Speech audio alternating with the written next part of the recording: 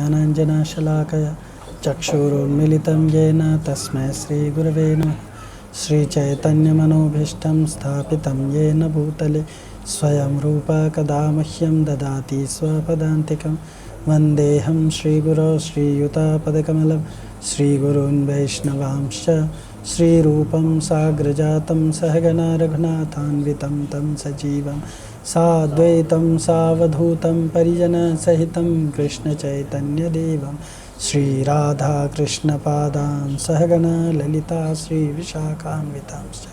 हे कृष्ण करुणा सिन्धु दीनबन्धो जगत्पते गोपेश गोपिकान्त राधाकान्त नमोऽस्तुते। तप्तकाञ्चन गौराङ्गी राधे वृन्दावनेश्वरी वृषभानुसुते देवी प्रणमामि हरिप्रिये। वाञ्छाकल्पतरुभ्यश्च कृपा सिन्धुभ्यैव च पतितानां पावनेभ्यो वैष्णवेभ्यो नमो नमः। जय श्री कृष्ण चैतन्य प्रभु नित्यानंद श्री अद्वैत गदाधर श्रीवासादि गौर भक्तवृंद। हरे कृष्णा कृष्णा कृष्णा हरे हरे, हरे राम राम हरे हरे। हरे कृष्णा। 1 से लेके 5 तक मंत्र हम लोग सब साथ में बोलेंगे। एक साथ बोलना आरंभ करो। ईशावास्यमिदं सर्वं यत्किंच जगत्यां जगत् तेन त्यक्तेन भुञ्जीथा मा गृह्ध कस्य स्विद्धनं कुर्वन्नेवेह कर्माणि जीजीविषे च तं समा। एवं त्वयि नान्यते तोस्ति न कर्म लिप्यते नरे। असुर्यानां ते लोका अन्धेन तमसावृता तांस्ते प्रेत्याभिगच्छन्ति एके चात्महनो जना। अनेजदेकं मनसो जवीयो नैनद्देवाप्नुवन् पूर्वमर्श तद्धावतो नान्यते तिष्ठ तस्मिन्नपो मातरिश्वा ददाति। तदेजति तन्नेजति तद्दूरे तद्दन्तिके तदन्तरस्य सर्वस्य तदु सर्वस्य बाह्यतः। तदेजति तन्नेजति तद्दूरे तद्दन्तिके तदन्तरस्य सर्वस्य तदु सर्वस्य बाह्यतः। तदेजति तन्नेजति तद्दूरे तद्दन्तिके तदन्तरस्य सर्वस्य तदु सर्वस्य बाह्यतः।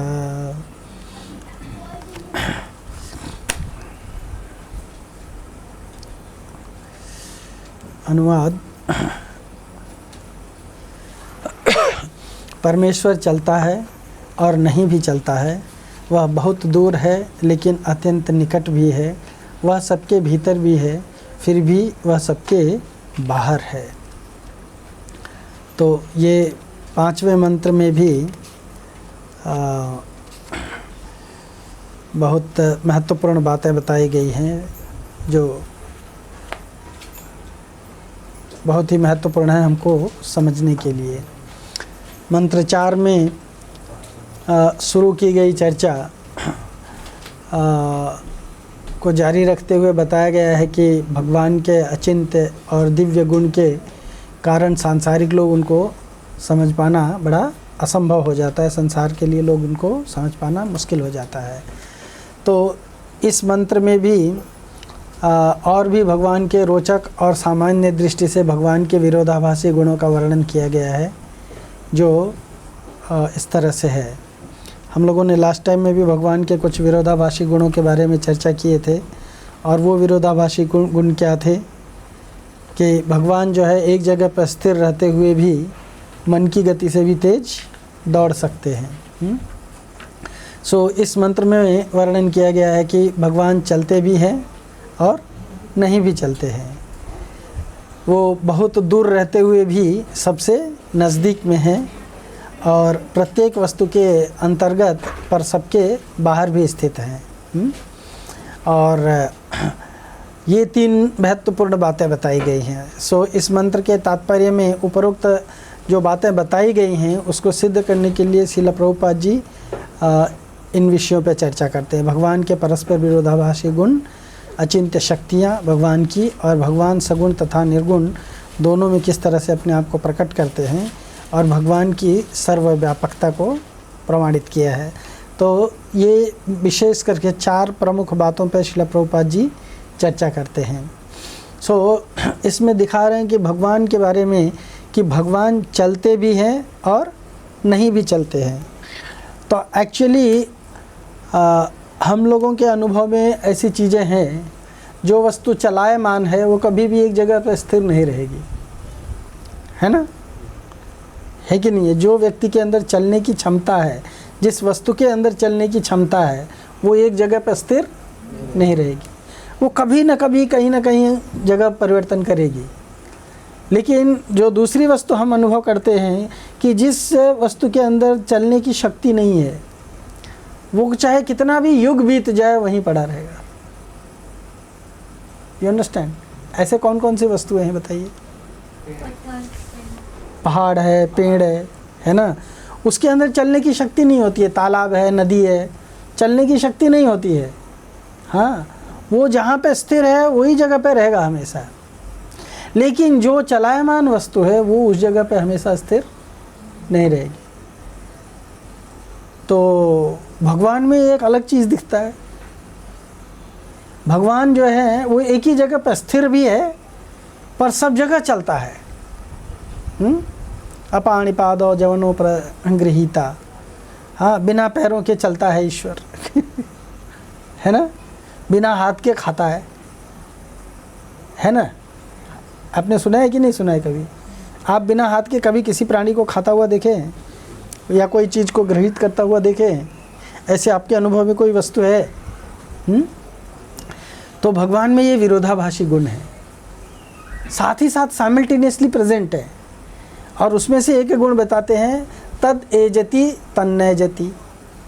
हाँ, कि वो चलता भी है और वो नहीं भी चलता है। मध्वाचार्य अपने कमेंट्री में लिखते हैं कि तदेजति का अर्थ होता है कि वो डरता भी नहीं है और डरता भी है है ना। क्या है, भगवान जो है वो किसी से डरता नहीं है। तो ये भी बात सही है। हाँ, ये भी बात सही है।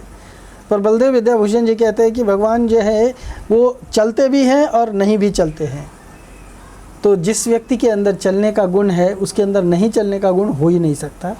और जिस व्यक्ति के अंदर चलने के गुण नहीं है वो व्यक्ति चाहे कितना भी प्रयास कर ले वो चल नहीं सकता है ना। पेड़ एक जगह पर रहेगा, उसको चाहे आप कितना भी हथौड़ा मारो, कुल्हाड़ी मारो, उसके ऊपर आरी चलाओ, वो कट जाएगा, टुकड़े टुकड़े हो जाएगा, लेकिन अपनी जगह से हिल नहीं सकता है वो, है ना। पर अगर एक जो चलायमान वस्तु है उसको थोड़ा सा थप्पड़ मारने की कोशिश करो, चींटी को ऐसे हाथ दिखाओ, वो क्या होता है, एक जगह से दूसरी जगह पे भाग जाता है ना। पर भगवान के साथ ऐसा नहीं है। दूसरा गुण बता रहे हैं, तदेजति तन्नजति तद दूरे तद अंतिके। वो कितने दूर है? हाँ, कितने दूर है बताइए? वो जहाँ रहते हैं उनके घर का हमको किलोमीटर पता है? हम जिस ब्रह्मांड में रहते हैं उसका डिस्टेंस पता है हमको? हाँ, ब्रह्मांड का जो डायमीटर है वही नहीं हमको पता है ना। ब्रह्मांड को जो सेल बनाता है उसके बारे में हम लोगों ने एक दिन डिस्कस किया था, है ना। जो ये जो भगवान के भिन्न अष्ट प्रकृति है ना, अष्टधा, भिन्ना प्रकृति अष्टधा, उसमें से सबसे जो इनसाइड में है लोवेस्ट अर्थ और ऐसे 8 कवरिंग्स है वो सेल को। ब्रह्मांड का जो सेल है उसको 8 कवरिंग है। तो 8 किसका बना हुआ है? भूमि, रपो, अनल, वायु, खम, मन, बुद्धि और अहंकार। सो ये हर एक क्या है, पहला वाला सेल जो है वो 1,00,000 प्रकाश वर्ष ठीक है। उस दिन हम लोग ने डिस्कस किया था, याद है? माता जी ने आके करेक्शन भी किया था, यू रिमेम्बर, है ना? 10⁻8 यू सेड ना, एंड आई वाज सेइंग 13, है ना? सो आपको याद होना चाहिए कि हमने क्या डिस्कस किया था। सो इस तरह से ब्रह्मांड का सेल कितना ठीक है उसी के बारे में हमको जानकारी नहीं है। भगवान कहाँ रहते हैं? इस ब्रह्मांड से परे गोलोक धाम में, गोलोक एव निवसति अखिलात्म भूतो, कितना दूर रहते हैं? पता नहीं कितना किलोमीटर दूर रहते हैं, है ना? अनलिमिटेड किलोमीटर दूर है। हम लोगों को यहाँ से 100 किलोमीटर दूर में क्या घटना घट रही है उसके बारे में कुछ जानकारी नहीं हो सकती है। होती है?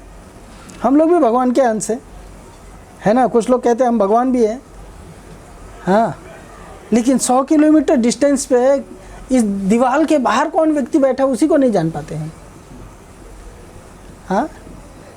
और यहाँ से नेपाल में क्या चल रहा है, अफ़गानिस्तान में क्या चल रहा है, जो न्यूज़ वाले बताते हैं हम वही सुनते समझते, पर एक्चुअली में वहाँ क्या चल रहा है नो आइडिया।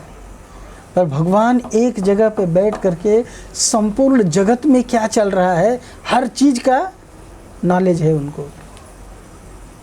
और कहाँ रहते वो? गोलोक एव, केवल गोलोक में निवसति। एव मतलब only, certainly he stage only in Golok, समझ में आया? लेकिन सब जगह पे मौजूद रहते हैं।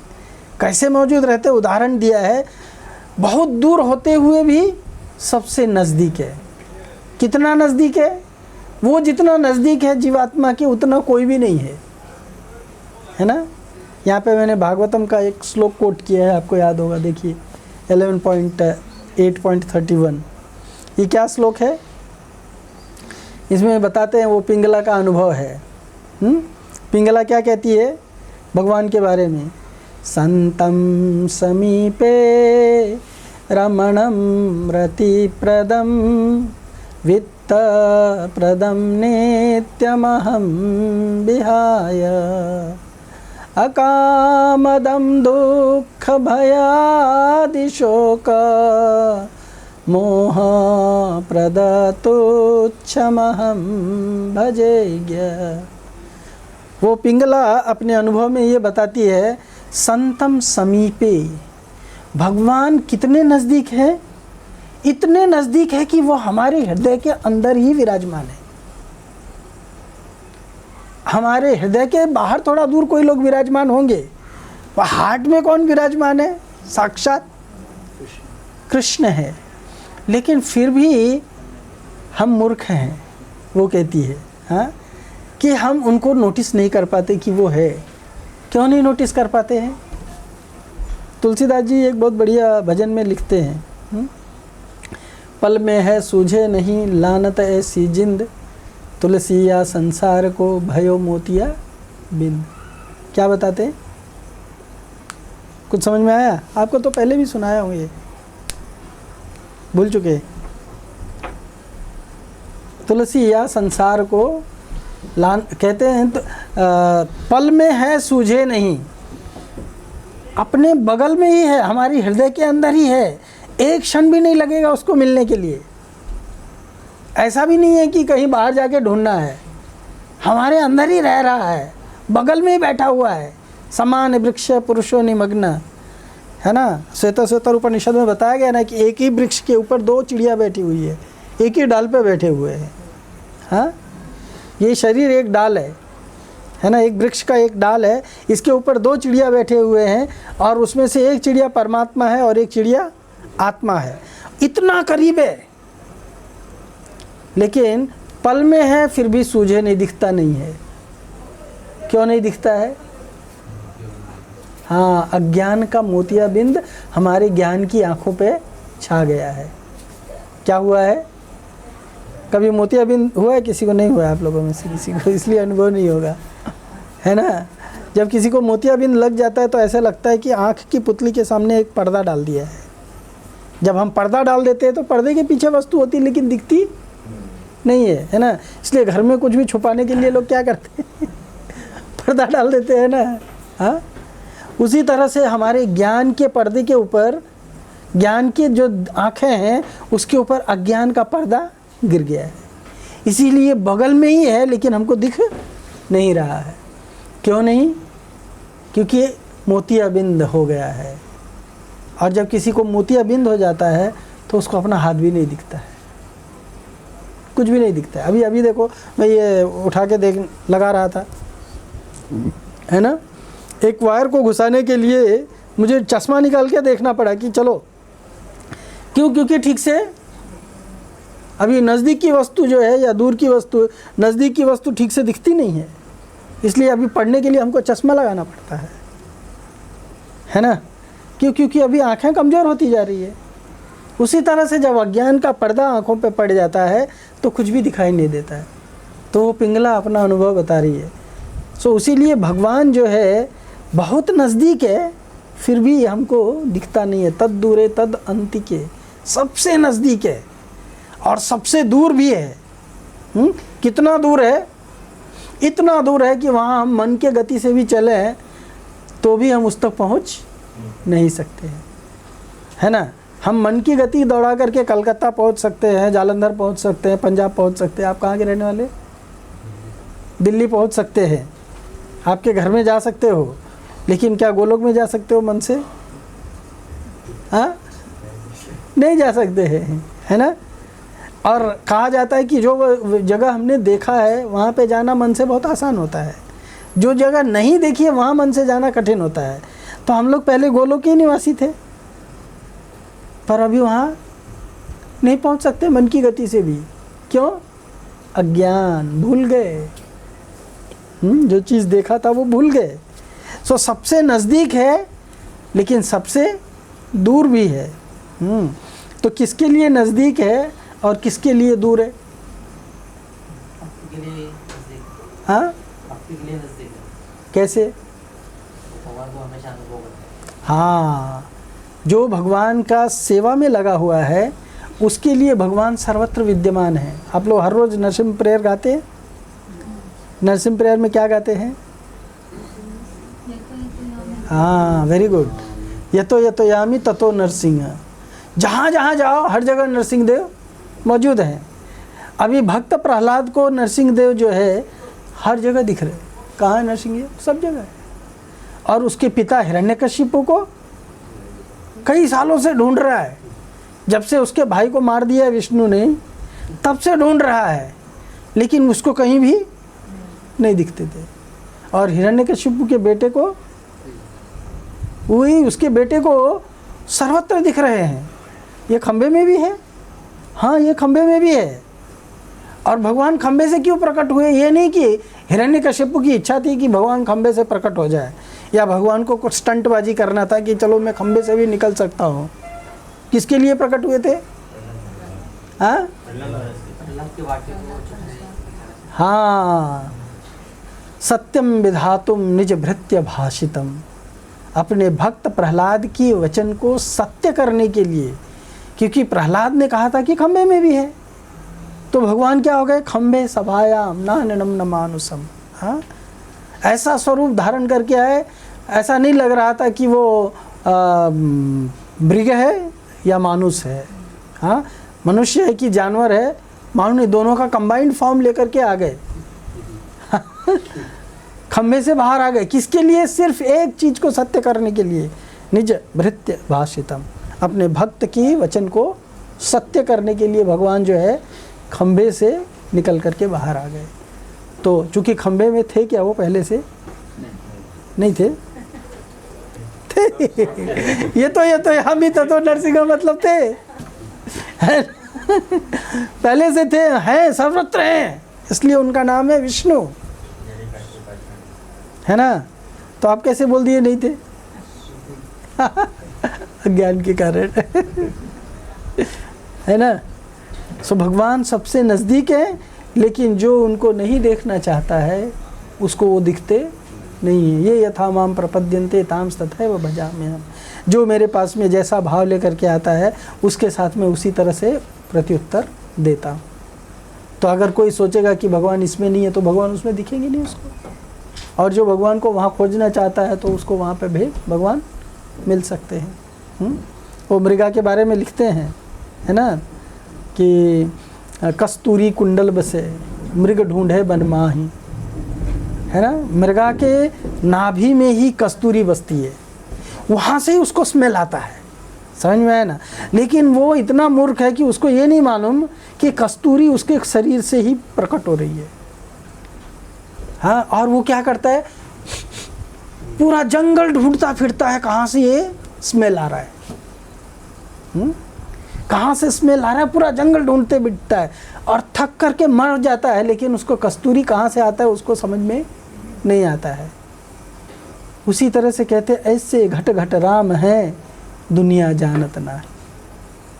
लेकिन जो मूर्ख समाज है वो नहीं जानता है कि प्रत्येक क्षण क्षण में, कण कण में भगवान है। भगवान कहाँ नहीं है, ऐसा कोई ठिकाना नहीं है जहाँ भगवान नहीं है। तो भगवान सर्वत्र है। भगवान हमारे हार्ट में भी है, तो वो सबसे नज़दीक भी है और सबसे दूर भी है। ये कहने का अर्थ है कि जब हम नहीं जानते हैं तो वो दूर है, और जब हम उनको जानते हैं, पहचानते हैं, तो वो सब जगह उपस्थित है। प्रत्येक वस्तु के अंतर्गत है और प्रत्येक वस्तु के बाहर भी है। ये कौन कहता है, ये कुंती महारानी कहती है।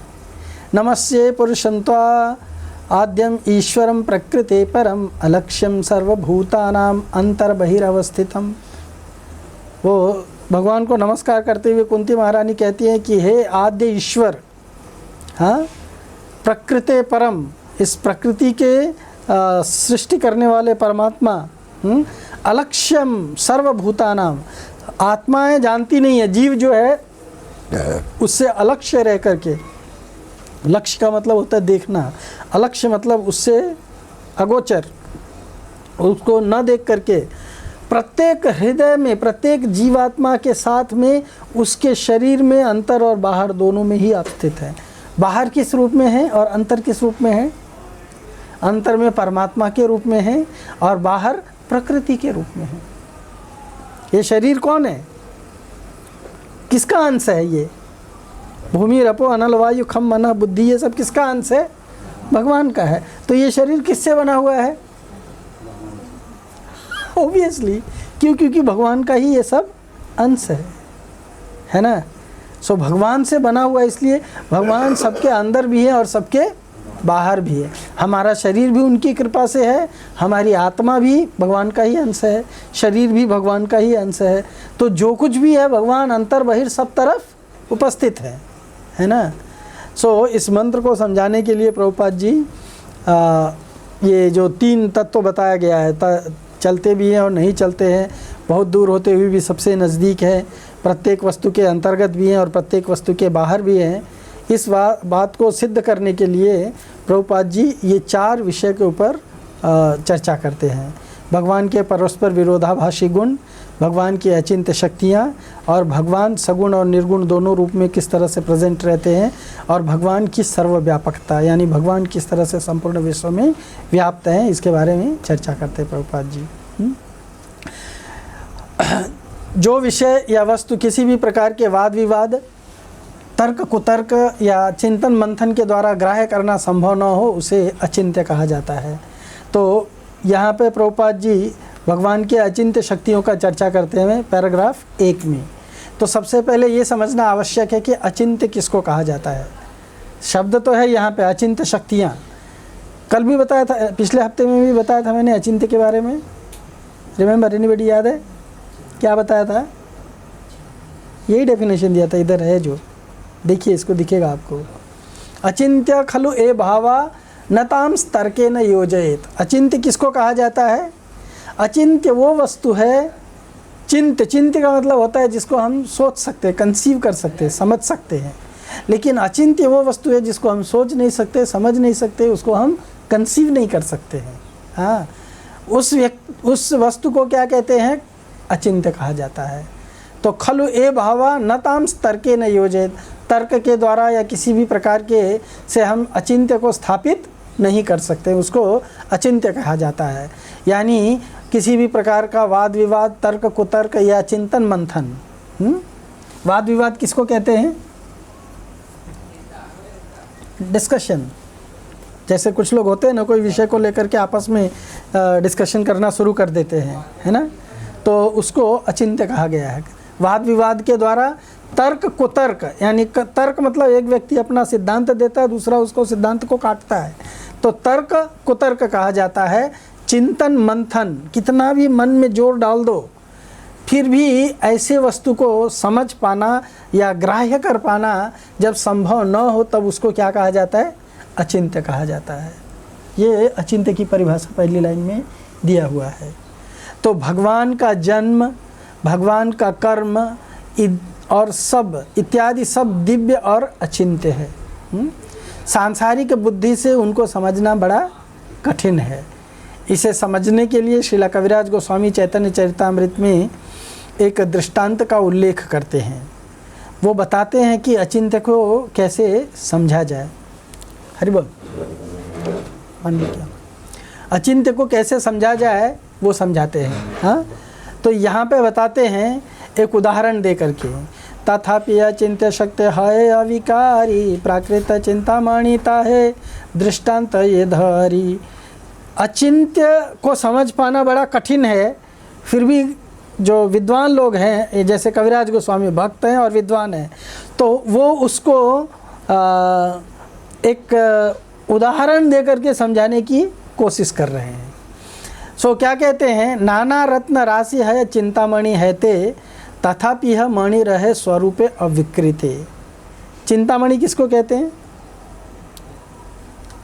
चिंतामणि किसको कहते हैं? हाँ, चिंतामणि मतलब जो चीज़ की इच्छा व्यक्त किया, चिंता किया, वो तुरंत देने वाली मणि, इसके लिए उसको चिंतामणि कहा गया है। समझ में आया ना? तो नाना रत्न राशि है चिंतामणि है ते। चिंतामणि यानी पारसमणि या टच स्टोन जिसको बोलते हैं। टच स्टोन से हमको अनेक प्रकार के रत्न, अनेक प्रकार के सोना, ये जो कुछ भी चाहिए, धन जो है वो प्राप्त हो जाता है। लेकिन चिंतामणि है, किसी को स्पर्श करके लोहे को सोना बनाती है तो चिंतामणि घस नहीं जाती है। चिंतामणि जो है उसका साइज जो है वो कम नहीं हो जाता है। तथापि मणि रहे स्वतंत्र अविकृते, स्वरूपे अविकृते। लेकिन चिंतामणि का जो स्वरूप है उसमें किसी भी प्रकार का कोई परिवर्तन नहीं दिखता है। प्राकृत वस्तु यदि अचिंत्य शक्ति है, ये समझ पाना बड़ा कठिन है कि चिंतामणि इतना सारा कुछ इस जगत में, देखो हमने बहुत सारी चीज़ें देखी होंगी, है ना। अगर किसी वस्तु से कोई चीज़ बनाया जाता है तो ऐसा नहीं कि वो वस्तु अपने वो मूल स्वरूप में एज इट इज़ रह जाएगी। है कोई ऐसा वस्तु जिससे कुछ चीज़ बनता है और वो अपने मूल स्वरूप में एज इट इज़ रहता है, उसमें से कोई परिवर्तन नहीं होता? ऐसा कोई वस्तु है? कोई भी एक वस्तु बताओ, है क्या? जिसका हम यूज़ करते हैं, उससे अगर कुछ बनाते हैं तो बनाने के बाद में भी वो अपने मूल स्वरूप में ही विद्यमान है। ऐसा कोई भी वस्तु है क्या इस जगत में? नहीं है। लेकिन चिंतामणि है। हाँ,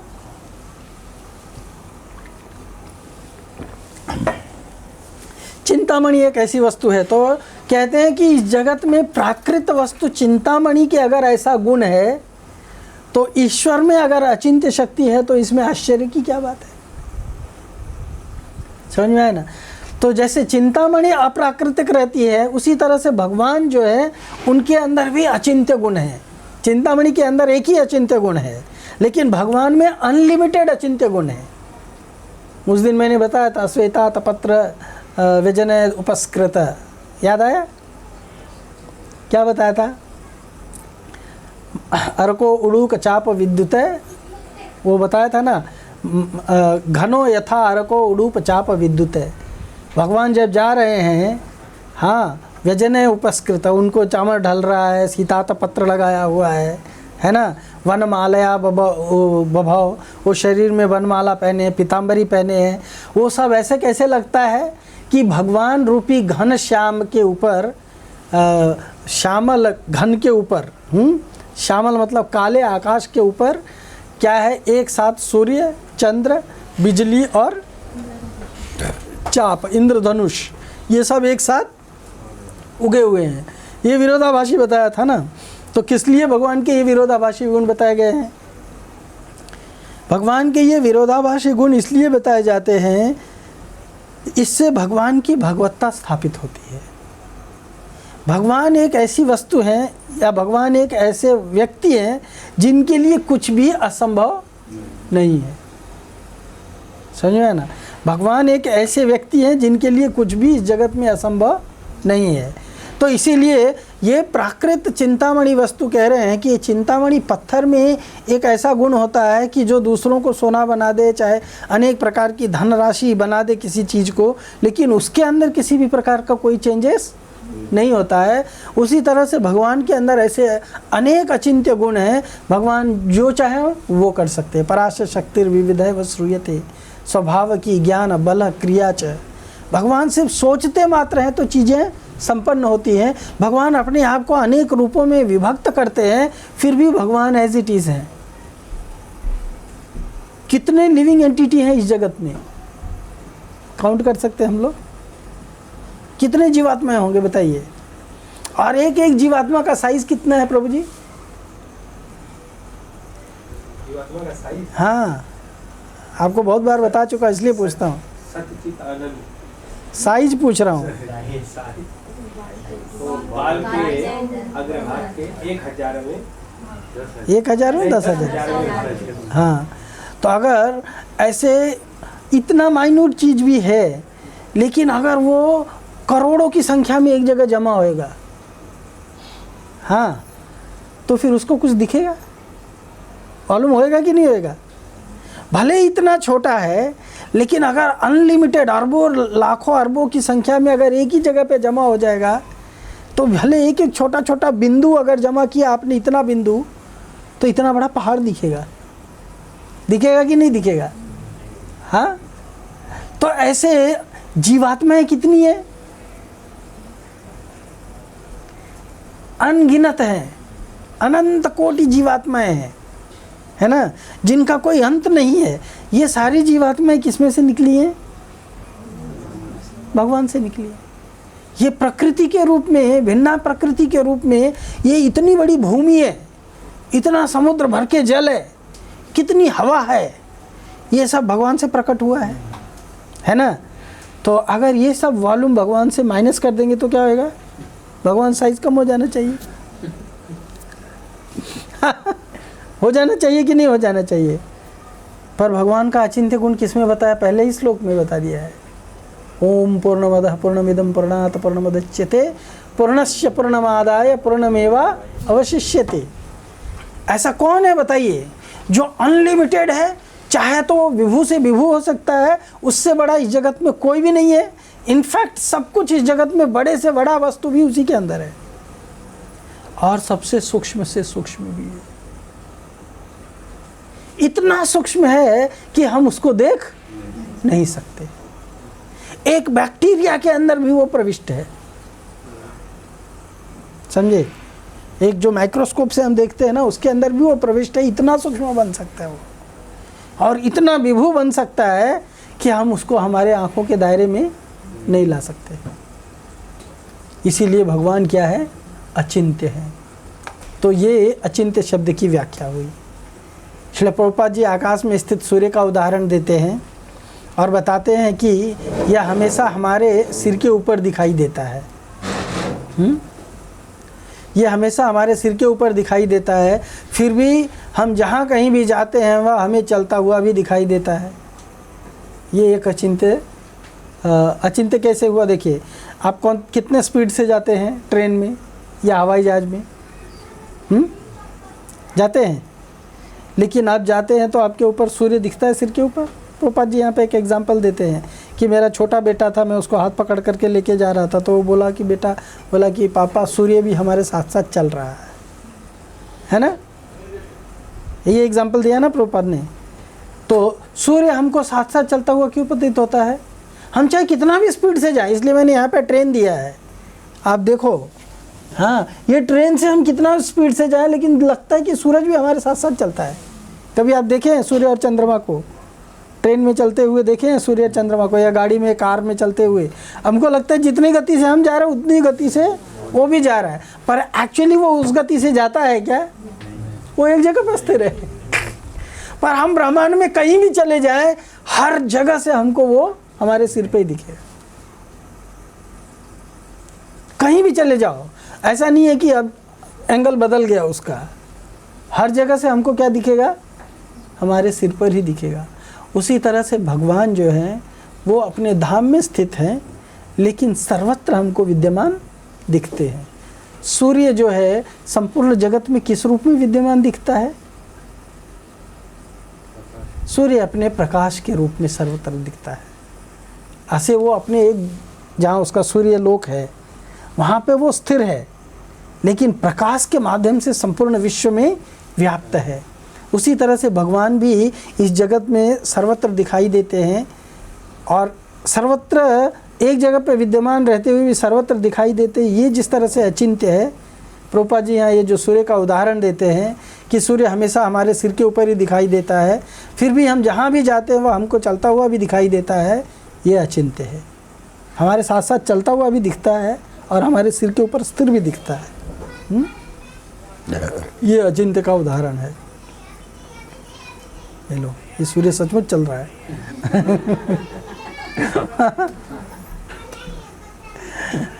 भगवान के ये परस्पर विरोधी गुण भगवान की अचिंत्य शक्तियों का प्रमाण देने के लिए प्रस्तुत किए गए। निराकारवादी भगवान के साकार स्वरूप को तिरस्कृत कर केवल उनके निराकार स्वरूप को ही स्वीकारते हैं, और साकारवादी केवल उनके साकार स्वरूप को स्वीकारते हैं, है ना। ये दो तरह के लोग होते हैं, एक तो निराकारवादी होते हैं और एक साकारवादी होते हैं। निराकारवादी माने जो कहते हैं कि भगवान को कोई आकार नहीं है, नो रूप।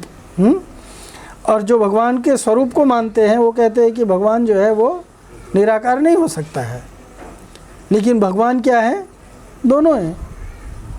वदन्ति तत्तत्त्वविदस् तत्त्वं यज्ञात्वम् अन्वयम् अद्वयम् ब्रह्मेति परमात्मेति भगवान इति शब्दितः। तो भगवान चैतन्य महाप्रभु के अनुयायी उनके दोनों स्वरूपों को जानते हैं, साकार स्वरूप को भी जानते हैं और निराकार स्वरूप को भी जानते हैं। वो इसीलिए भगवान को क्या करते हैं? वास्तव में जानते हैं। लेकिन जो लोग भगवान के केवल एक पहलू को स्वीकार करते हैं और दूसरे पहलू को तिरस्कार करते हैं, वो वास्तव में भगवान को नहीं जानते हैं।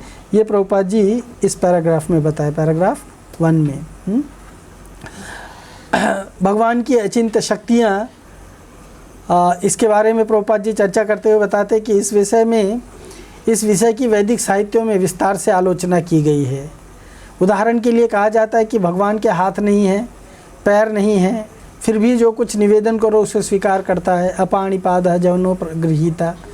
यह भी कहा जाता है कि भगवान के आँख कान नाक नहीं है, फिर भी वे देखते हैं, सुनते और सूंघते हैं। यह सब लौकिक दृष्टि से विरोधी लगता है, लेकिन यह हमें महत्वपूर्ण शिक्षा देने के लिए है। जब हम भगवान की बात करते हैं तो हमारा देह भौतिक दृष्टि होती है, उसी के कारण हम सोचते हैं कि भगवान की आँखें भी हमारी आँखों जैसी ही होनी चाहिए। यहाँ पे कह रहे हैं कि हम लोग भौतिकता के धरातल से भगवान को अगर भौतिक मान के जानने की कोशिश करेंगे तो हम भगवान को नहीं जान सकते हैं। इसी के कारण हम सोचते हैं कि भगवान की भी आंखें हमारी आंखों जैसी होनी चाहिए। इसीलिए हमारे भौतिक सोच में परिवर्तन लाने के लिए शास्त्र कहते हैं कि भगवान की आंखें नहीं है, हाथ नहीं है। इसका मतलब ये नहीं कि भगवान की सचमुच आंखें और हाथ नहीं है। भगवान की आंखें और हाथ हैं, लेकिन हमारी भौतिक आंखें और भौतिक हाथ की तरह से नहीं है। भगवान की आंखें हैं, उनका असीमित दायरा है, उनके कान हैं, अत्यंत दूर होने पर भी वे हमारी बातें सुन सकते हैं, हमारे क्रियाकलाप को देख सकते हैं। भगवान ऐसे कैसे हो सकते हैं जो श्रवण न करें, देखें नहीं या स्पर्श नहीं करें? अगर भगवान के अंदर ऐसे गुण होते कि वो देख नहीं सकते थे, सुन नहीं सकते थे, स्पर्श नहीं कर सकते थे, तो फिर भगवान का है क्या? है ना। इसके लिए बड़ा बढ़िया गुण बताया है। ये श्वेता उपनिषद का ये है, शायद इसमें नहीं होगा ये श्लोक,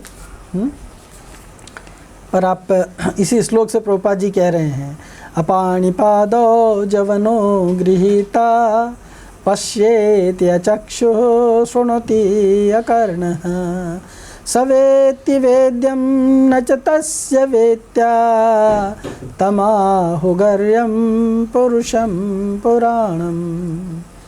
श्वेतसोतर उपनिषद में कहते हैं कि उनके हाथ नहीं हैं, पैर नहीं हैं, फिर भी सबसे तेज भागने वाले हैं और कुछ भी पकड़ने वाले हैं। आँख और कान न होते हुए भी वे सुनते और देखते हैं। उन्हें कोई नहीं जानता, यद्यपि वे ज्ञाता और ज्ञान के विषय हैं। ऋषिगण उन्हें परात्पर भगवान के रूप में वर्णन करते हैं। इसका एक बहुत बढ़िया उदाहरण है जगन्नाथ जी का स्वरूप, है ना।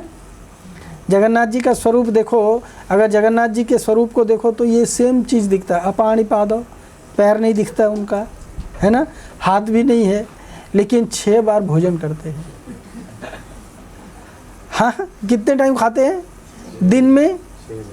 6 बार भोजन करते हैं। 6 बार ही नहीं, अनेक बार करते हैं और भी करते हैं। यहाँ तक कि इंद्रदुम्न राजा ने उनके भगवान से वरदान लिया था कि आपका हाथ कभी सूखना नहीं चाहिए। अरे जब हाथ ही नहीं है तो हाथ सूखने का सवाल किधर से आता है ना। आपका मुंह कभी नहीं सूखना चाहिए, 24 आवर्स चलते रहना चाहिए। मुंह ही नहीं है तो क्या चलेगा। कुछ लोग तो बोलते हैं ना ये ब्रह्म है, ब्रह्म को हाथ नहीं है, पैर नहीं है। हाँ, लेकिन भगवान के जगन्नाथ जी के कितने स्टोरीज हैं। कटहल चोरी करने जाते हैं है ना, आप लोगों ने सुना होगा ये स्टोरी। हाँ, स्टोरी नहीं सुनाऊंगा अभी, चिंता मत करो। जगन्नाथ वल्लभ गार्डन में जाते हैं ना कटहल चोरी करने के लिए, फणस चोरी करने के लिए, है ना। पेड़ के ऊपर चढ़ करके कटहल चोरी करके आते हैं, है कि नहीं। तो उनके हाथ नहीं है तो कैसे गए पेड़ के, पैर नहीं तो कैसे गए पहले तो गार्डन में, फिर पेड़ पे कैसे चढ़े फिर तोड़े कैसे उसको, है ना, कैसे किया। फिर कहते हैं कि वो राजा पुरुषोत्तम देव जो थे, कांची के राजकुमार राजा से हार गए थे, तो उसके लिए जगन्नाथ जी और बलदेव जी जो है उनके साथ लड़ने के लिए जाते हैं घोड़े पे बैठ के, काले और सफ़ेद घोड़े पे। और उसके प्रमाण स्वरूप उन्होंने क्या किया, जब वो जाते रहते हैं तो रास्ते में एक गांव आता है मणिकापट्टनम। एक गांव में रास्ते के किनारे एक लेडी जिसका नाम रहता है मणिका, वो मणिका छाछ बेचते रहती है। क्या बोलते हैं उसको, छाछ को क्या बोलते हैं ओरिया में? दही का वही छाछ बोलते हैं ना। वो कर्नाटक में उसको मच्छीगल बोलते हैं वो छाछ बेचते रहती है। ये लोग जाके छाछ पीते, वो पैसा मांगती है। कहते हैं कि देखो हम तो राजा के सिपाही, हमारे पास पैसा नहीं है, राजा आएंगे तो दे देंगे। तो ये राजा को कैसे मैं बताऊंगी कि तुम छाछ पी के गया। राजा बोले कि तुम फुकट में पैसा मांग रही है मेरे से, छाछ वाछ पिलाया नहीं किसी को। तो बोलते अच्छा ठीक है, ये अंगूठी दे देना उसको। राजा आके पूछता है, राजा आता है तो मणिका जो है अंगूठी लेके जाती है, बोलती है आपके सिपाही लोग पी के गए, हाँ पैसा दे दो हमारा। तो उसको राजा गांव दे देता है पूरा। उसको आज कहते हैं मणिकापट्टनम, वो गांव आज भी है ना। तो वो घोड़ा कौन चला रहा था जब पैर नहीं था? तो हाथ में तलवार लेके तलवार कौन चला रहा था, है ना। पैर नहीं है तो तलवार कौन चला रहा था, और मुख नहीं है तो वो छाछ किसने पिया मुख नहीं है तो छाछ किसने पिया बताओ। तो ये क्या है, अचिंत्य है। और साथ ही साथ भगवान जी जगन्नाथ जी जो है जगन्नाथ के स्वरूप में मंदिर में भी बैठे हैं।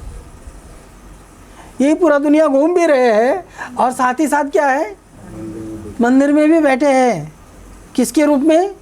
दारू ब्रह्म के रूप में। अब दारू पी के ब्रह्म नहीं दारू ब्रह्म माने लकड़ी का ब्रह्म, हाँ है ना।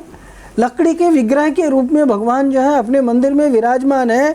और कांचीपुरम में जाकर के, कांची में लड़ाई भी लड़ करके आ गए। और कांची से जब राजकुमारी को लेके आए तो वहाँ से राधा कृष्ण का विग्रह भी लेके आए, उनके अल्टर पर रख दिए, है ना। उनके अल्टर पर रख दीजिए, जिनका नाम था राधा राधा कांत जी। वो अभी गंभीरा मठ में, जो काशी मिश्रालय है गंभीरा मठ में, वो उनको वहाँ पे राधाकांत मठ भी बोलते हैं उसको। उनका वर्शिप होता है। तो वो जगन्नाथ जी के अल्टर पे थे। एक दिन जगन्नाथ जी ने पुजारी को बोला कि देखो इनको यहाँ से हटाओ, ये लोग मेरा भोग जो आता है ये लोग पहले खा लेते हैं पुजारी ऑफरिंग करता है उससे पहले ये लोग खाना शुरू कर देते हैं। हाँ, इनको हटाओ, मेरे को खाना कम हो जाता है। तो इसके लिए उनको वहाँ से अल्टर से हटा करके गंभीरा मठ में लेके गया जा, तुम्हारा अलग भोजन पकेगा। तो अगर ये अपाणिपादो जवनो गृहीता, हाँ, अपाणिपाद मतलब हाथ नहीं है फिर भी पकड़ लेता है, और पैर नहीं है फिर भी चलता है। पश्येति अचक्षु, आँख नहीं है फिर भी चक्का डोला, है ना, बड़ी बड़ी आँख है, सब कुछ देखता है। चक्का डोला का मतलब क्या है, एक जगह बैठा हुआ सब कुछ देखता है, कौन क्या करता है। इसीलिए लोग बोलते हैं जगन्नाथ जी के सामने कुछ करना मत, वो जग का नाथ है, आँखें सबसे बड़ी बड़ी है, और ऊपर से सबसे बड़ा रथ के ऊपर चढ़ के आता है। चाहे वहाँ पे 10 लाख जमा हो, 20 लाख जमा हो, 25 लाख जमा हो, समझ में आया ना, वो सबको देखता है। अपनी बड़ी बड़ी आँखों से वो क्या करता है, सबको देखता है। पश्येति अचक्षु, जिसके पास आँख नहीं है फिर भी वो संपूर्ण जगत को देखता है। शृणोति अकर्णः, कान नहीं है, जगन्नाथ जी का किसी ने कान देखा है कभी? आँख वाँख तो बना लेते हैं पेंटिंग से, है ना, जो विश्वकर्मा ने विग्रह बनाया होता ऐसा प्लेन बना करके छोड़ दिया था, ऐसा नहीं कि वो पेंटिंग करके गए थे। आँख का पेंटिंग तो बाद में डिवोटी लोग ने किया, है ना, है कि नहीं है। मुख भी नहीं बनाए थे, मुख का भी पेंटिंग किसने किया? डिवोटी लोगों ने किया। चलो 2 कलर मार दिया तो बीच में थोड़ा मुख दिखता है, अदरवाइज उसने तो प्लेन छील के चले गए थे, कारपेंटर जैसे घस के चला जाता है। हाँ, उन्होंने कोई पेंटिंग वेंटिंग करके नहीं गए थे, तो मुख नहीं है। हाँ, उसी तरह शृणोति अकर्णः, कान नहीं है फिर भी सुनता है। सवेति वेद्यम न च तस्य वेत्ता, वो संपूर्ण जगत को इस तरह से जानता है जैसा कोई नहीं जानता है। संपूर्ण जगत में कहाँ पे किस कोने में क्या हो रहा है हर चीज़ को जानता है। हमारे शरीर के अंदर क्या हो रहा है ये हमको नहीं पता, पर भगवान को सब कुछ पता है कहाँ पे क्या हो रहा है। हाँ, तमाहो गर्यम पुरुषः पुराण, इसीलिए उसको जो ऋषि लोग हैं वो कहते हैं कि वो पुराण पुरुष परात्पर भगवान जो है वही पुराण पुरुष है, परात्पर भगवान है। सो ये भगवान की अचिंत्य शक्तियाँ हैं, जिसमें लगता है कि भगवान के पास ये नहीं है वो नहीं है, लेकिन भगवान के पास सब कुछ है। बुद्धि के बारे में आप लोगों ने जगन्नाथ जी का स्टोरी सुना होगा। एक सेठ जी आए, जगन्नाथ जी को चैलेंज कर दिया, याद है? एक सेठ जी आया, जगन्नाथ जी को चैलेंज कर दिया। पुजारी को कहा कि मैं तुमको 1 लाख गोल्ड कॉइन देता हूँ, और वो पूरे 1 लाख गोल्ड कॉइन का एक ही दिन भगवान को एक ही टाइम भोग लगाना है। और उस समय महंगा नहीं था आज के जैसा। हाँ, उस समय क्या था, सस्ते का ज़माना था। 1 गोल्ड कॉइन में इतना सारा भोग आ जाएगा जिससे कि आधा किलोमीटर का एरिया भर जाएगा। और वो बोला मैं 1 लाख गोल्ड कॉइन दूंगा, वो भी एक ही टाइम में भोग लगाना है। तो पकेगा कहाँ पे, स्टोर कहाँ पे करेंगे, ऑफरिंग कहाँ पे करेंगे, इतना वस्तु आ जाएगा, कम से कम 100 किलोमीटर का एरिया उतने में भर जाएगा, कौन पकाएगा इतना? पुजारी परेशान। पुजारी जगन्नाथ जी के पास गया, कहा कि ये इतना दे रहा है, चैलेंज कर रहा है, तो कैसे उसको ये किया जाए? जगन्नाथ जी ने कहा तुम चिंता मत करो, उसको जाके कह दो कि क्या दे दे। आपको याद है? नहीं सुनते हो आप, ध्यान से कभी नहीं सुनते हो। कहा कि जाके उसको बोल दो कि मेरे को 1 पान खिला दे। पान कितना बड़ा होता है, और पान को बीड़ा बना देंगे तो कितना बड़ा हो जाता है। वो पान 1 खिला दे, और उस पान के अंदर एक स्पेशल मसाला डाल के, सब मसाला जो कॉमन है वो, उसके साथ में 1 गज मुक्ता डाल के दे दे। गज मुक्ता मालूम है? दांत, हे भगवान, हाथी दांत खाएंगे भगवान। गज के जो मोती होती है ना, गज के मस्तक में जो मोती होता है, हाथी के मस्तक में जो मोती होता है, हाँ, वो मोती बोले 1 चूर्ण करके डाल दो। हाथी के मस्तक में जो मोती होती है उसको गज मुक्ता कहते हैं। वो उसको चूर्ण बना करके वो पान में डाल दो बस। वो कौन से हाथी को होता है? हाँ, वो सिर्फ ब्रह्मचारी हाथी के अंदर होता है। और ऐसा नहीं कि जो ब्रह्मचारी हाथी है उसको अंदर 100% होगा, समझ में आया ना। किसी एक आध ब्रह्मचारी हाथी के अंदर होगा। पहली बात तो हाथी ब्रह्मचारी जल्दी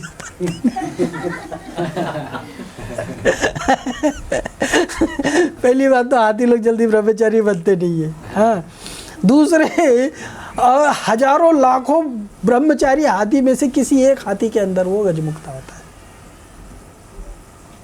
तो उसके लिए उसको क्या करना पड़ेगा, ऐसे ब्रह्मचारी हाथी पहले खरीदना पड़ेगा। वो सारे हाथी को में से उसको मार मार के उसका मस्तक फाड़ के देखना पड़ेगा कि उसके अंदर मोती है या नहीं है। ऐसा भी नहीं है कि मोती हाथी के ऊपर आ गया है, दिख रहा है कि चलो यहाँ पे मोती उगाया है ना। उसको क्या करना पड़ेगा, मोती मतलब उसके मस्तक में, तो उसको फाड़ना पड़ेगा। तो एक हाथी मारो, 2 हाथी मारो, वो बोलते हैं मरा हुआ हाथी भी 9 लाख का और जिंदा हाथी भी 9 लाख का। वो तो 1 ही लाख गोल्ड कॉइन दे रहा था है ना। और भगवान ने क्या बोला, उसको बोले 1 पान खिला दे। वो समझ गया कि भगवान मेरे से भी बहुत ज़्यादा होशियार है, मैं भगवान को शेंडी नहीं लगा सकता। समझ में आया ना, उसको ये अकल में आ गई। सो भगवान सब कुछ जानते हैं, कोई भगवान को चैलेंज नहीं कर सकता है। तो इसीलिए भगवान कौन है, अचिंत्य हैं। हमको लगता है कि मैं अपने मन में छुपा लूँगा, किसी को पता नहीं चलेगा। हाँ, लेकिन हमारे जितना बड़ा मूर्ख कोई नहीं होगा। क्यों? क्योंकि हम नहीं जानते हैं कि हम सोचते हैं किसी को पता नहीं चलेगा, लेकिन भगवान जो है वो हमारे साथ साथ ही है। मैं जो सोचता भी हूँ वो भी वो जानता है ना। इसलिए भगवान जो है अचिंत्य है। हम उन्हें देखकर उन्हें देख नहीं सकते, इसका अर्थ यह नहीं कि उनका अस्तित्व ही नहीं है, यहाँ भी है। वे हमसे बहुत दूर हैं, फिर भी किसी भी क्षण यहाँ उपस्थित हो सकते हैं। कल मैंने आप लोग को द्रौपदी की लास्ट श्लोक में आप लोग को द्रौपदी की कहानी बताई थी। भगवान कितना दूर थे, लेकिन उनको प्रकट होने को कितना समय लगा, नो टाइम। जैसे ही द्रौपदी ने अपना सब कुछ त्याग करके बुलाया, तुरंत भगवान जो है सारी के रूप में पहुंच गए। तद दूरे तद्वंतिके, वे दूर हैं फिर भी बहुत निकट हैं। हाँ, भगवान सबसे निकट हैं, ये तो मैं समझा दिया आप लोग को, है ना।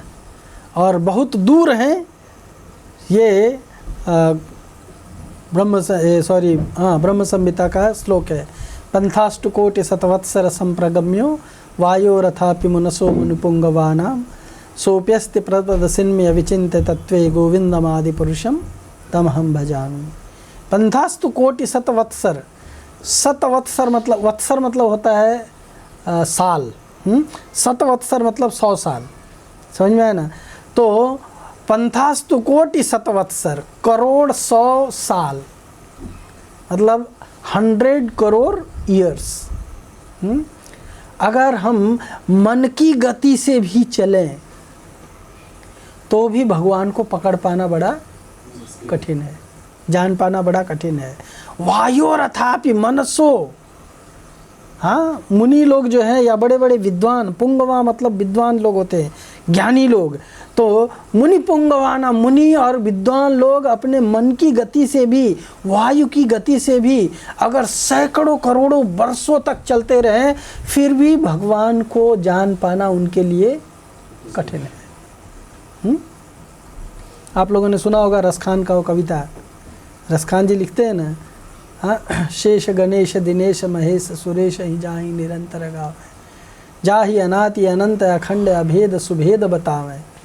मतलब ये मुनि देवता इत्यादि इत्यादि भगवान के बारे में क्या क्या नहीं कहते हैं, लेकिन भगवान को वो बिल्कुल समझ भी नहीं पाते, उनको जान भी नहीं पाते हैं। रूप गोस्वामी जी लिखते हैं, हाँ, ब्रह्मा जी के बारे में कि ब्रह्मा जी यद्यपि समाधिसुर विधिरपि पश्यति न तव नख अग्र मरीचिम। हे भगवान, ब्रह्मा जी कितने वर्षों से तपस्या करके आपके दर्शन की अभिलाषा से बैठे हुए हैं, लेकिन आपके चरण कमलों का नख का अग्र भाग भी उनको दिखलाई नहीं देता है। भगवान उनके सामने भी प्रकट नहीं होते हैं, है ना। तो बड़े बड़े मुनि और विचारक की क्या बात कर लिया जाए, जब ब्रह्मा जी को उपलब्ध नहीं है भगवान, है ना।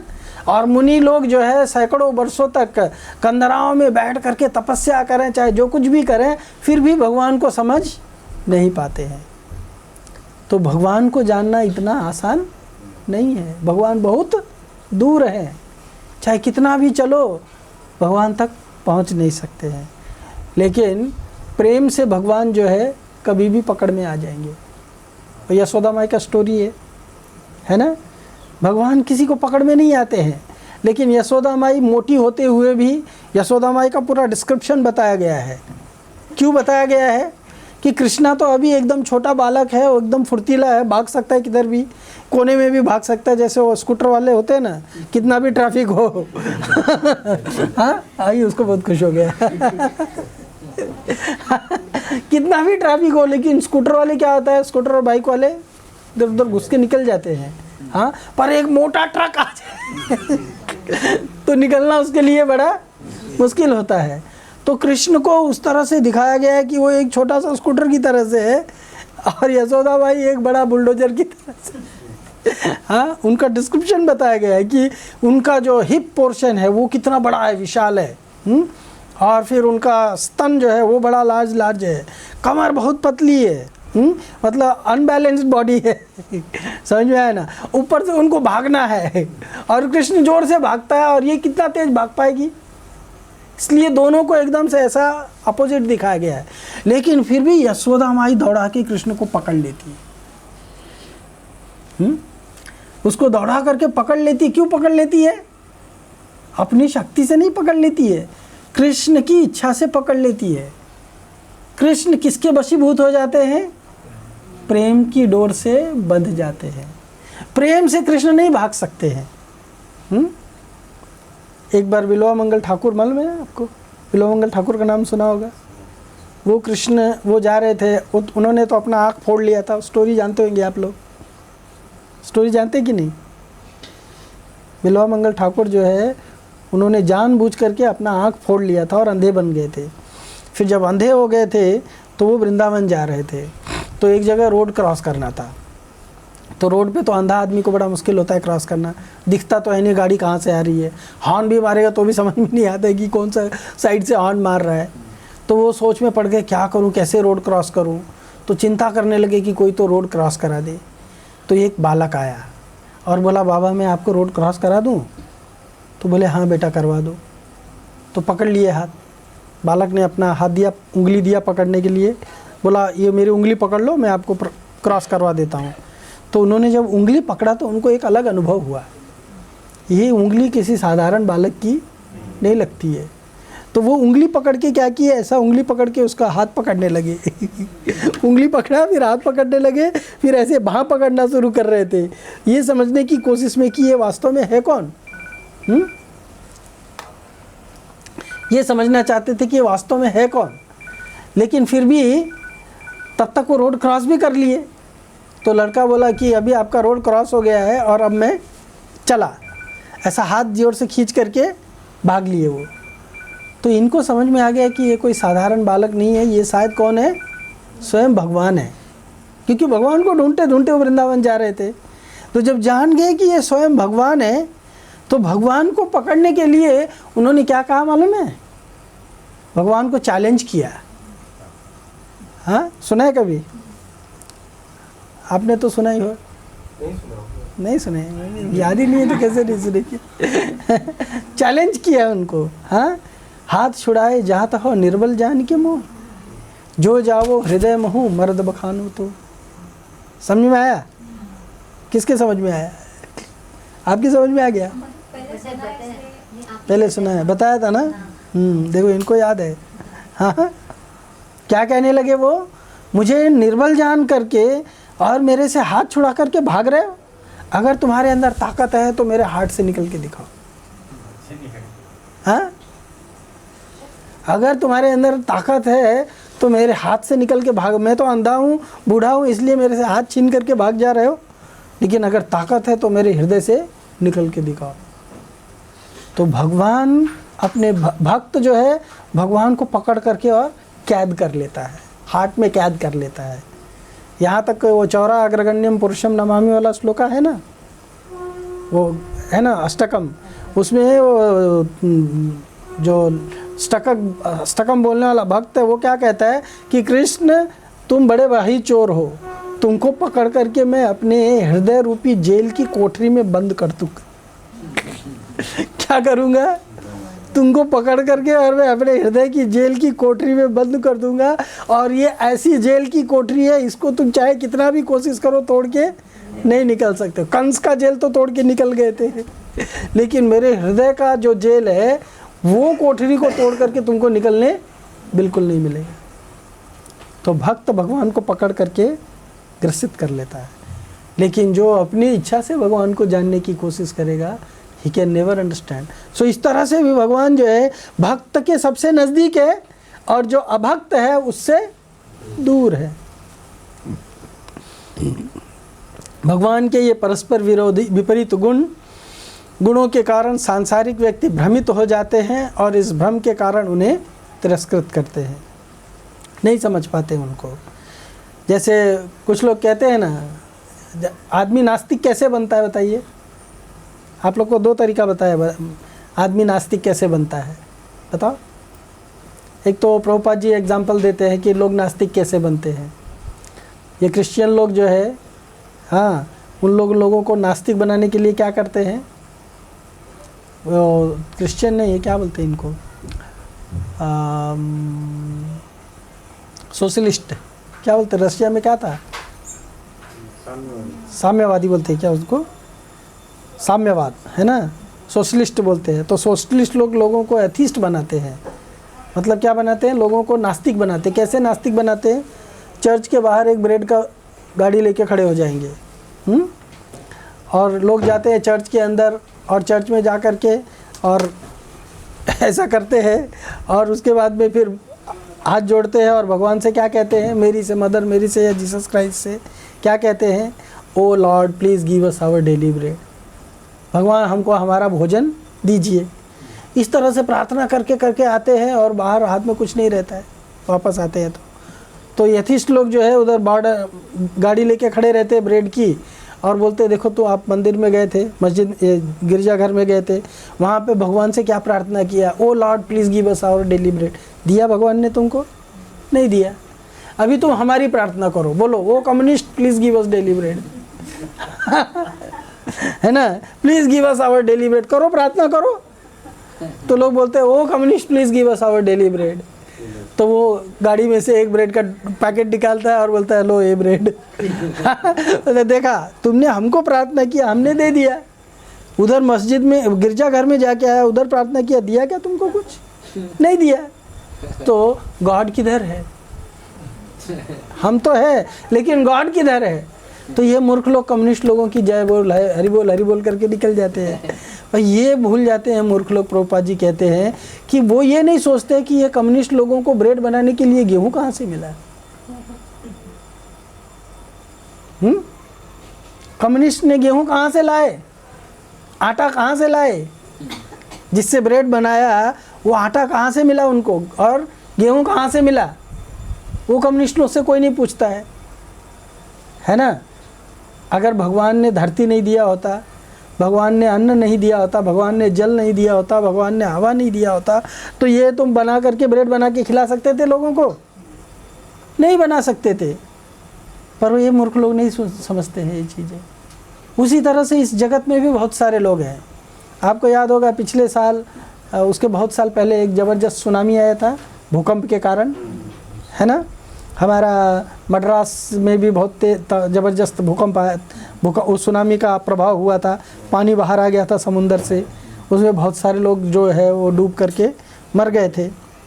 उसमें कुछ छोटे छोटे बच्चे लोग भी डूब करके मर गए थे। तो एक महिला जो थी वो घूम रही थी, उधर देख रही थी। उसको एक पत्रकार ने पूछा इसके बारे में तुम्हारा क्या विचार है? बोलती है कि इसको देख करके मुझे लगता है कि भगवान है ही नहीं। हाँ, अगर भगवान होता, वो बड़े बड़े लोगों ने मान लो पाप किया है, वो मर गए उनके कर्म से, ये छोटे बच्चे जो यहाँ पे मरे पड़े, ये लोगों ने क्या पाप किया है? देखो माता जी भी सिर हिला रही है ना, है कि नहीं है?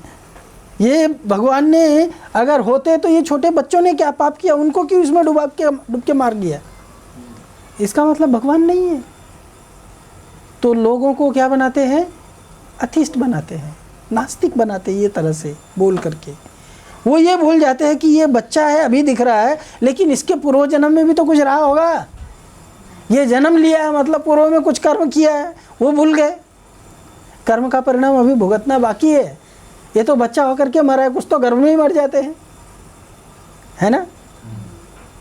ये तो पैदा होकर के थोड़ा सा पल बढ़ करके मरा है, लेकिन कुछ तो गर्भ में ही मर जाते, उसका क्या। और कुछ गर्भ में जाने से पहले ही मर जाते, उसका क्या। है ना। तो हर एक व्यक्ति अपने कर्मों का परिणाम भोगता है, लेकिन हम लोग दोष किसको देते हैं? भगवान को। क्यों? क्योंकि भगवान के बारे में हम जानते नहीं हैं। आज के लेक्चर में बलदेव प्रभु बोल रहे थे, आप लोगों ने सुना? किसी ने नहीं सुना? सुबह का लेक्चर में ना आदत्ते कस्यचित् पापम न चैव सुकृतं विभो अज्ञानेन आवृतं ज्ञानम तेन मुह्यन्ति जन्तवः। सुना? पहले सुना है? अरे क्या 5वें अध्याय में मैं पढ़ा चुका हूँ आप लोग को भगवद गीता। ना आदत्ते कस्यचित् पापम, भगवान कहते हैं मैं किसी का पाप नहीं लेता हूँ। न चैव सुकृतं विभो, ना तो मैं उसका कोई सुकृति लेता हूँ, ना तो मैं किसी को पाप देता हूँ, ना मैं किसी को सुकृति देता हूँ। अज्ञानेन आवृतं ज्ञानम, लेकिन ज्ञान को अज्ञान के कारण, ढका होने के कारण, जीव जो है उससे भ्रमित होने के कारण अपने बारे में उल्टा सीधा सोचता रहता है, और मेरे बारे में भी उल्टा सीधा सोचता रहता है। समझ में? क्यों? क्योंकि उसको बुद्धि नहीं है। तो भगवान किसी के साथ कुछ करते नहीं है, किसी का कुछ लेते नहीं, किसी को कुछ देते नहीं है। हर एक प्राणी को, चाहे वो किसी भी स्टेज पे क्यों ना हो, हर एक को अपना अपना कर्मा ही भुगतना पड़ता है। समझ में आ रहा? लेकिन भगवान को और भगवान के गुणों को न जानने के कारण हम लोग भ्रमित होते हैं।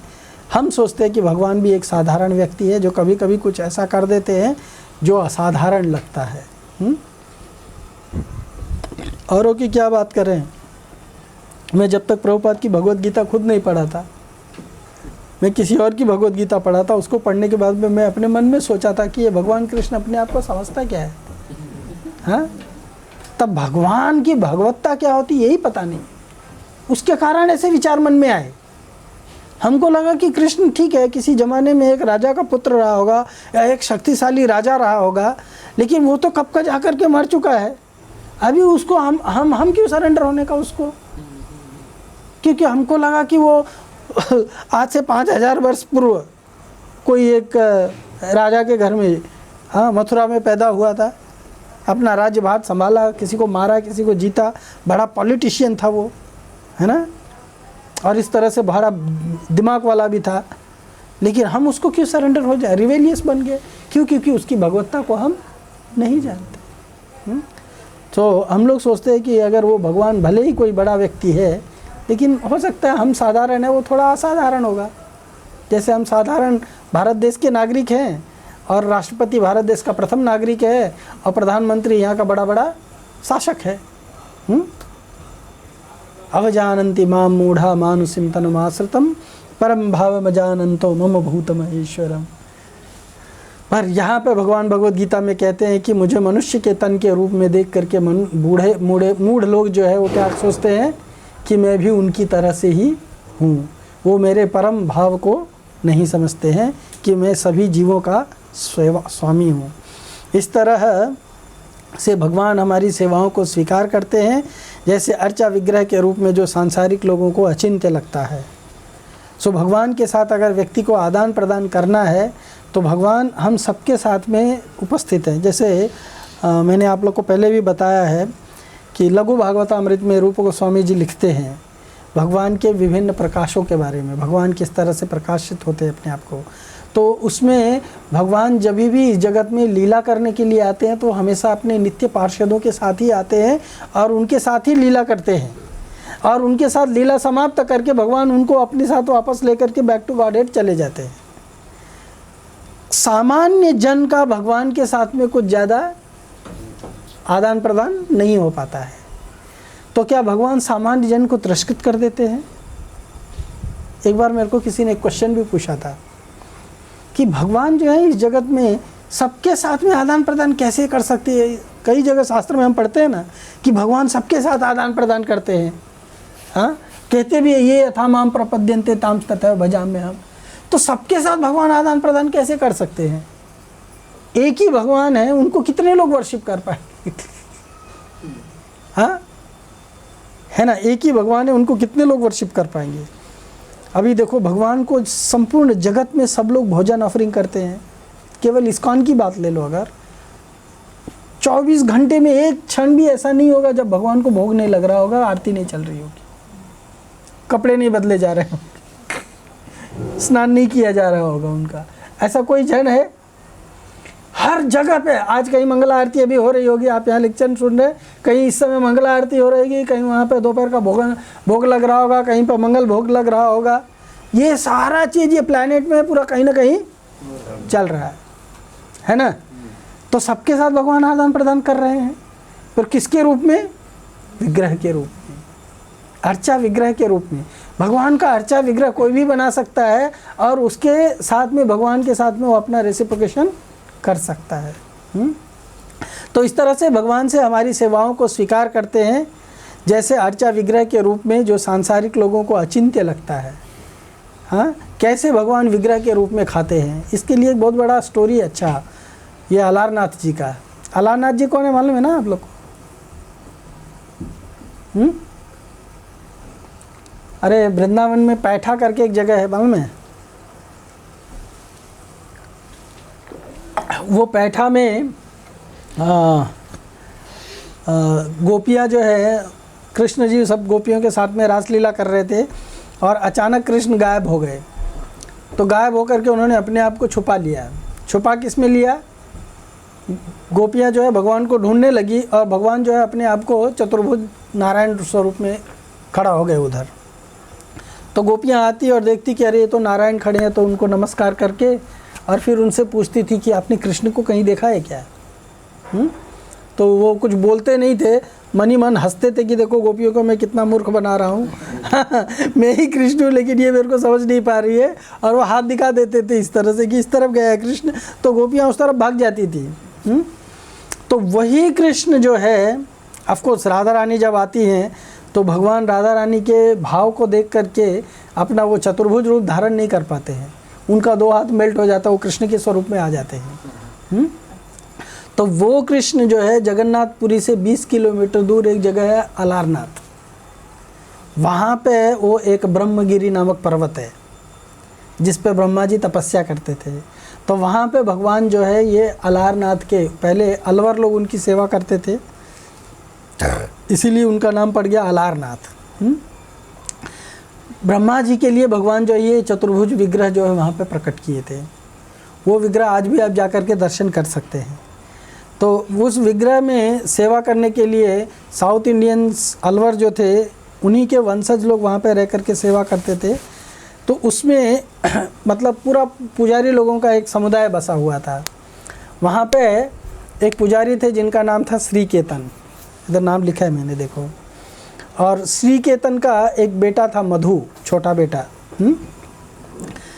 सो श्री केतन को एक बार कहीं तो भी जाना था, तो उसने अपनी पत्नी से कहा कि देखो मैं जा रहा हूँ बाहर, आने में 2-1 दिन लगेंगे, तो तुम भोग बना करके देना भगवान का, और ये हमारा बेटा मधु ले जा करके भगवान को अर्पित कर दे, ऑफ़र कर देगा। मधु को सिखा करके गए कि भगवान को कैसे ऑफ़र करना है। तो मधु की माँ जो है उसको भोग बना करके देती थी, और वो भगवान के विग्रह के सामने ले जा करके थाली रख देता था, और फिर जो उनके पिताजी ने सिखाया था वो घंटी बजा करके मंत्र बोलता था। और उसके बाद में जब भोग लगा रहा था तो भगवान को कहा कि आप खाइए, मतलब पर्दा लगा करके, और बाहर चला आया। 15 मिनट के बाद में पर्दा खोल के अंदर गया तो देखा कि जो भोग लगाया था वो वस्तु अभी भी थाली में एज इट इज़ पड़ी हुई है।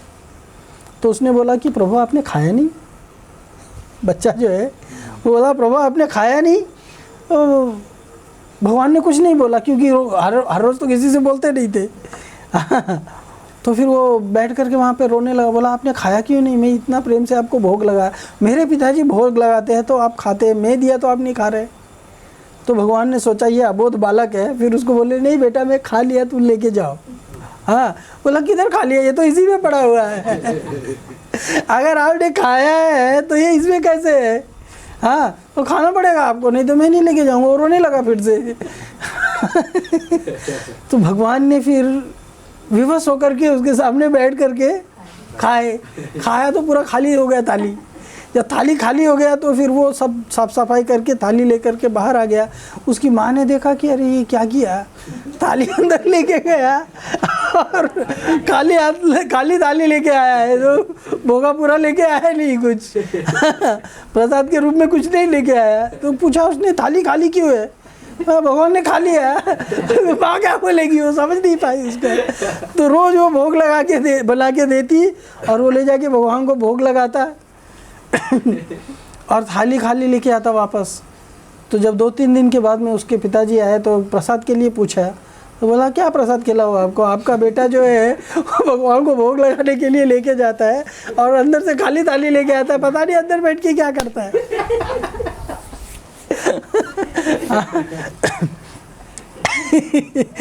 तो उसने बोला अच्छा ठीक है, बेटे के ऊपर डाउट करने से अच्छा है इसको पहले चेक करते हैं कि ये क्या करता है। तो उन्होंने बोला कि अच्छा ठीक है, तुम एकदम गरम गरम खीर बनाओ और उसको भोग लगाने के लिए दे दो। तो वो गरम गरम खीर बनाई और कटोरी में भर के और खीर जो है भगवान को भोग लगाने के लिए दे दिया मधु को। मधु लेके गया भोग लगाने के लिए और भगवान को भोग लगाने लगा। और उसके बाद में फिर दरवाज़ा बंद कर दिया और पर्दे के बाहर खड़ा रहा थोड़ी देर। उसके बाद में जब खोल के अंदर गया तो भगवान ने खाया नहीं था खीर। तो फिर से उसका वही रोना धोना चालू हो गया कि आपने खाया नहीं। हाँ, वो भगवान ने बोला अरे अभी तो तुमने मेरे को खिलाया था, मेरा पेट भरा हुआ है, मैं नहीं खाऊंगा। वो मैं दिया तो क्यों नहीं खा रहे हो? मेरे पिताजी देते तो तू खा लेते। भगवान बोले अच्छा ठीक है लाओ खाता हूँ। तो भगवान जो है वो गरम खीर लेकर के खाना शुरू किए। जैसे अभी खाने के लिए खीर उन्होंने उठाया था, मुंह के पास ले ही जा रहे थे, तब तक ये जो श्री केतन था इसने जोर से दरवाज़ा खोल दिया। खाओ मत रुको रुको। तो भगवान भी जो अचानक कोई ये किया तो उनका भी थोड़ा पजल हो गया, घबरा गए, हाथ हिल गया और गरम गरम खीर जो है उनके ओठ पे गिरा इधर और छाती पे गिरा।